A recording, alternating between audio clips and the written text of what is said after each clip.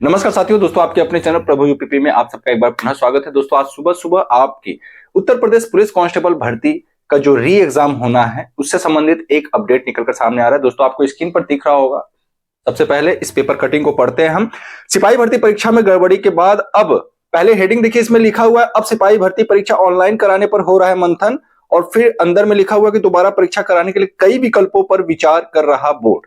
अंदर लिखता है सिपाही भर्ती परीक्षा में गड़बड़ी के बाद अब दोबारा लिखित परीक्षा कराने की तैयारी में जुटा पुलिस भर्ती एवं प्रोन्नति बोर्ड ऑनलाइन परीक्षा के विकल्प पर भी विचार कर रहा है। सूत्रों के मुताबिक उच्चाधिकारी दोबारा होने वाली लिखित परीक्षा को फुल प्रूफ बनाने के लिए सारी संभावनाओं को टटोल रहे हैं। ऐसे में यदि परीक्षा कराने की जिम्मेदारी किसी अन्य सरकारी संस्थान को दे दी जाती है तो हैरानी की बात नहीं होगी। दरअसल अधिकारी इस बात को लेकर के हलकान है कि दोबारा परीक्षा आयोजित कराने में गड़बड़ी से कैसे बचा जाए। वहीं परीक्षा कराने वाली कार्यदायी एजेंसी का चयन भी दोबारा होना है।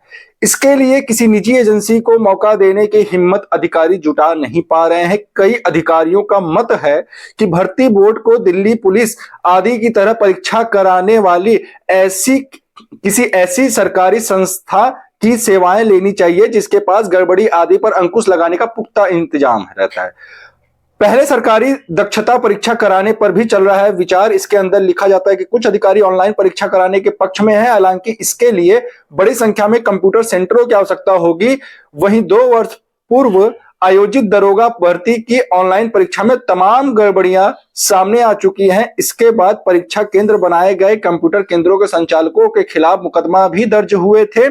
ऐसे में इस विकल्प पर भी विचार हो रहा है कि अभ्यर्थियों की पहले शारीरिक दक्षता परीक्षा करा ली जाए, जिसमें चयनित अभ्यर्थियों को लिखित परीक्षा में शामिल होने का मौका दिया जाए। अब दोस्तों हम ध्यान देते हैं, अब हम ये जो पेपर कटिंग है इसके सार को समझेंगे कि आखिर ये पेपर कटिंग कहना क्या चाह रहा है। देखिए, सबसे पहले तो मैं आपको बता दूं, इस पेपर कटिंग के माध्यम से यह कहा जा रहा है कि जो आपकी परीक्षा है वो आप जानते हैं कि ऑफलाइन हुआ था। आपकी परीक्षा जो है ऑफलाइन कराया गया था, ठीक है, लेकिन अब ऑफलाइन से जो है ऑनलाइन कराने का अभी विचार किया जा रहा है।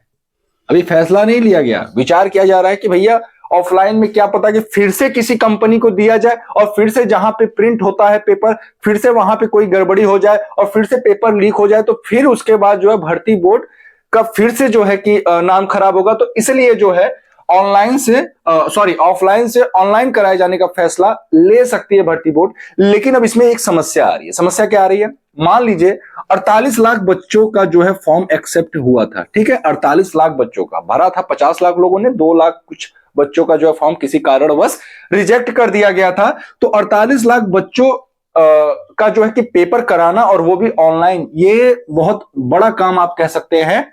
तो इस संबंध में एक और विचार किया जा रहा है कि क्यों ना ऐसा हो कि पहले फिजिकल करा करके जो भीड़ है, जो ये 48 लाख का भीड़ है, इसको कम कर दिया जाए। क्योंकि भाई फिजिकल सारे लोग नहीं निकाल सकते, आप जानते हैं कि सभी लोग फिजिकल नहीं निकाल पाएंगे।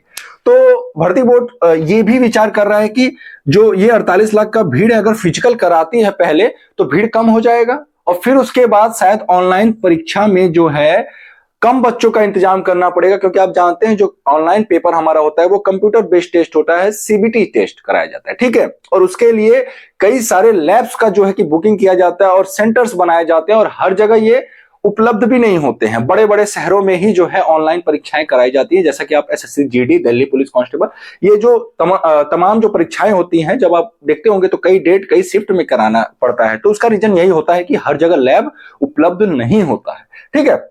ये रहा हमारा दोनों अपडेट। लेकिन एक बात मैं बता दूं, मुझे ये पेपर कटिंग मैंने पढ़ तो लिया, आपको मैंने इससे संबंधित जानकारी भी दे दिया, लेकिन मुझे पता नहीं क्यों ऐसा लगता है कि ये पेपर वाले ऐसे ही छाप देते, जैसे होता है ना कि पृष्ठ है तो भैया उसको कुछ ना कुछ भरना पड़ेगा, तो ये ऐसे ही कुछ छाप दे रहे। क्योंकि भाई आप देखिए ना, इसमें कोई भी ऐसी बात मतलब पुख्ता रूप से जो है ठोस आप कह सकते हैं कि सबूत के साथ जो है कोई बात इन्होंने नहीं कहा है, केवल एक अनुमान लगाया है। जब आप पूरे पेपर कटिंग को पढ़ेंगे तो आपको एक ये पता चलेगा कि केवल और केवल ये अनुमानित बातें ही हैं, इसमें किसी तरह की कोई सच्चाई नहीं है। और एक चीज है भैया, फिजिकल अगर मान लीजिए पहले कराया भी जाता है तो ऐसा तो पॉसिबल नहीं है कि सारे बच्चे फिजिकल में छठे। तब भी मैं बता रहा हूं ये 48 लाख में से कम 30 लाख प्लस बच्चे जो है फिजिकल पास कर लेंगे। 30 लाख प्लस बच्चे फिजिकल पास कर लेंगे, क्योंकि यूपी पुलिस कांस्टेबल का जो फिजिकल है ना वो मतलब बहुत हार्ड नहीं होता है। हाँ, इसमें एक पॉइंट ऑफ व्यू है कि फिजिकल में बहुत सारे ऐसे बच्चे होंगे जिनकी हाइट कम होगी, वो छट जाएंगे, जिनके डॉक्यूमेंट वेरिफिकेशन, क्योंकि डॉक्यूमेंट भी कुछ ना कुछ ले जाना पड़ेगा, उसमें भी कुछ बच्चे छट जाएंगे। तो हाँ, ये कह सकते हैं आप कि भाई थोड़ी सी भीड़ जो है वो कम हो जाएगी। लेकिन क्या गारंटी है कि ऑनलाइन में फिर धांधली ना हो, क्योंकि बहुत सारे पेपर कटिंग में भी इसमें लिखा हुआ है कि जो यूपीएसआई की भर्ती हुई थी उसमें जिस तरीके से सवाल उठे थे, जबकि ऑनलाइन परीक्षा हुआ था, फिर क्यों सवाल उठे थे?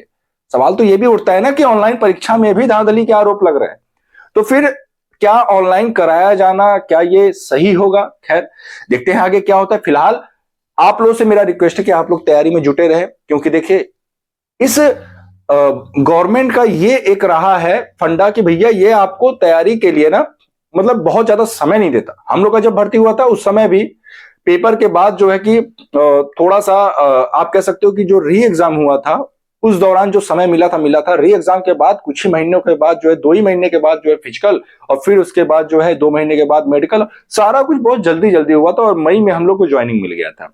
तो आप लोग को भी बहुत ज्यादा समय नहीं मिलेगा। ये समझ जाइए अगर आपका पेपर जून तक हो जाता है, ठीक है, तो फरवरी मार्च तक आपकी ज्वाइनिंग होगी और आप ट्रेनिंग सेंटर पर होंगे। ये पूरी गारंटी के साथ मैं कह रहा हूं। तो दोस्तों आप सभी तैयारी में लगे रहें, पेपर चाहे जब हो, हमारी तैयारी अच्छी होनी चाहिए, हमारा फोकस इसी बात पर होना चाहिए। तो दोस्तों फिर मिलते हैं किसी अन्य वीडियो के साथ, तब तक के लिए जय हिंद, जय भारत।